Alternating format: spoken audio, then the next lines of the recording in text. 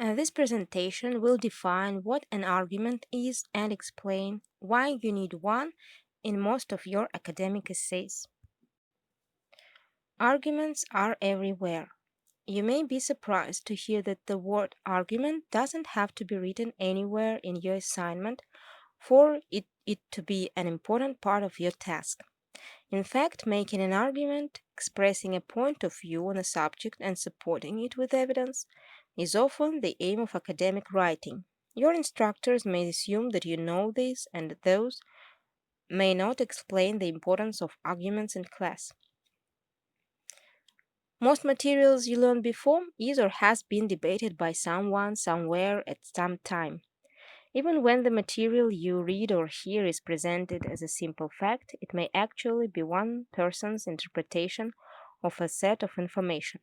Instructors may call on you to examine that interpretation and defend it, refuse it, or offer some new view of your own. In writing assignments, you will almost always need to do more than just summarize information that you have gathered or rated facts that have been discussed in class. You will need to develop a point of view on or interpretation of the material and provide evidence for your position. Argumentation is not just what you instructors do. We all use argumentations on a daily basis, and you probably already have some skill at crafting an argument. The more you improve your skills in this area, the better you will be at taking critically, reasoningly, making choices, and weighting evidence. What is an argument?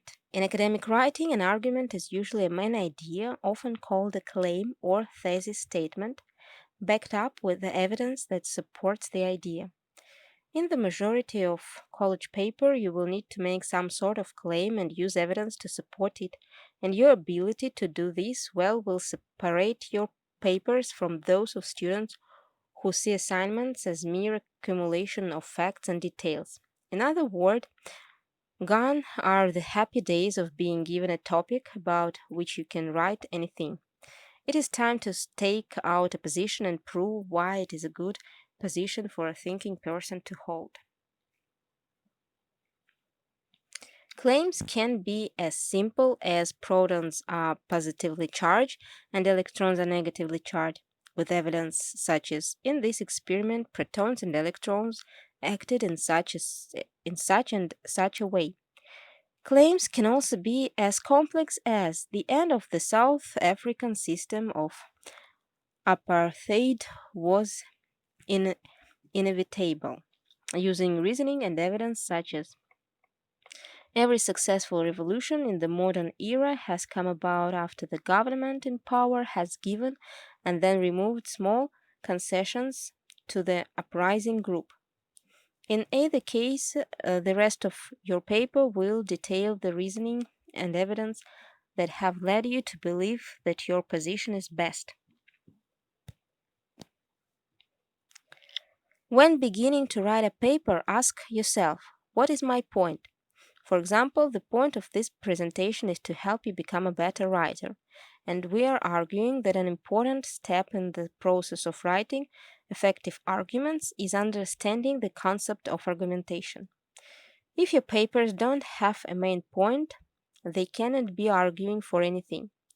Asking yourself what your point is can help you avoid a mere information dump. Consider this. Your instructors probably know a lot more than you do about your subject matter. Why then would you want to provide them with materials they already know? Instructors are usually looking for two things: proof that you understand the material, and a demonstration of your ability to use or apply the material in ways that go beyond what you have read or heard. This second part can be done in many ways. You can critique the material, apply it to something else, or even just explain it in a different way. In order to success at this second step, though, you must have a particular point of argue. Arguments in academic writing are usually complex and take time to develop.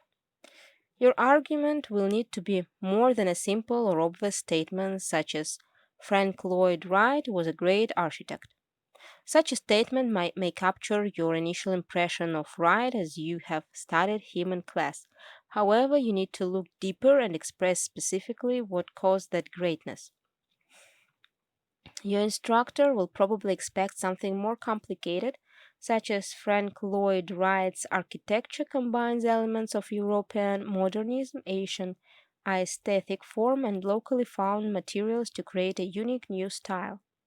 Or there are many strong similarities between Wright's building designs and those of his mother, which suggest that he may have borrowed some of her ideas. To develop your argument, you would then define your term and prove your claim with evidence from Wright's drawings and buildings and those of the other architects you mentioned. Don't stop with having a point. You have to back up your point with evidence. The strength of your evidence and your use of it can make a break your argument. You already have the natural inclination for this type of thinking, if not in an academic setting. Think about how you talked your parents into letting you borrow the family car.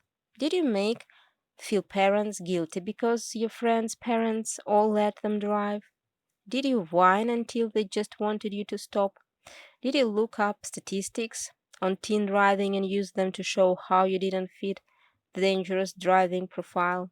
These are all types of argumentation, and they exist in academia in similar forms. Every field has slightly different requirements for acceptable evidence, so familiarize yourself with some arguments from within that field instead of just applying whatever evidence you like best. Pay attention to your textbooks and your instructor's lectures. What type of argument and evidence are they using? The type of evidence that says an English instructor may not work to convince a social instructor. Find out what counts as proof that something is true in that field. Is it statistics, local development of points, something from the object being discussed, artwork, text, culture, or atom? The way something works, or some combination of more than one of these things. Be consistent with your evidence. Unlike negotiating for the use of your parents' car, a college paper is not the place for an all out blitz of every type of argument. You can often use more than one type of evidence within a paper, but make sure that within each section you're providing the reader with evidence appropriate to each claim. So, if you start a paragraph or section with a statement like, putting the students' sitting area closer to the basketball court will rise player performance, do not follow with your evidence on how much more money the university could raise by letting more students go to games for free. Information about how fan support raises player morale, with, with which tends result in better play, would be a better follow up. Your next section could offer clean reason why undergraduates have as much or more right to attend an undergraduate event as Delphi alumni. But this information would not go to the same section as the fund support stuff. You cannot convince a confused person, so keep things tidy and ordered. One way to strengthen your argument and show that you have a deep understanding of the issue you're discussing is to anticipate and address counterarguments or objections. By considering what someone who disagrees with your position might have to say about your argument, you show that you have thought things though, and you dispose of some of the reasons your audience might have for not accepting your argument. You can generate counter arguments by asking yourself how someone who disagrees with you might respond to each of the points you've made or your position as a whole. If you can't immediately imagine another person, here are some strategies to try. Do some research. It may seem to you that no one could possibly disagree with the position you're arguing, but someone probably has. For example, some people argue that the American Civil War never ended.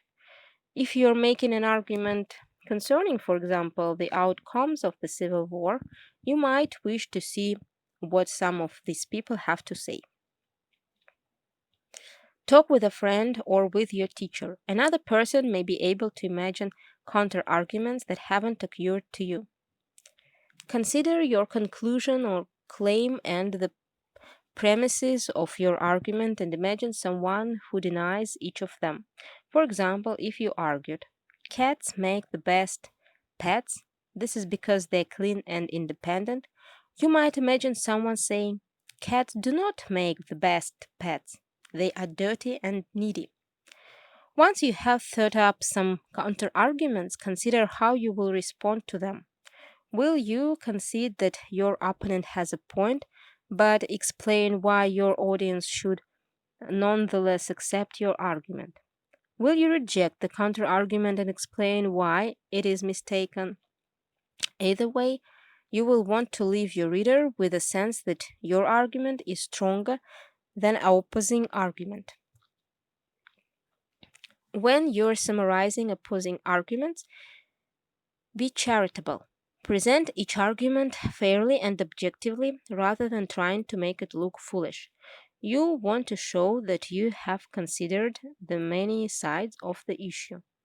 If you simply attack or caricature your opponent, you suggest that your argument is only capable of defeating an extremely weak adversary, which may undermine your argument rather than enhance it.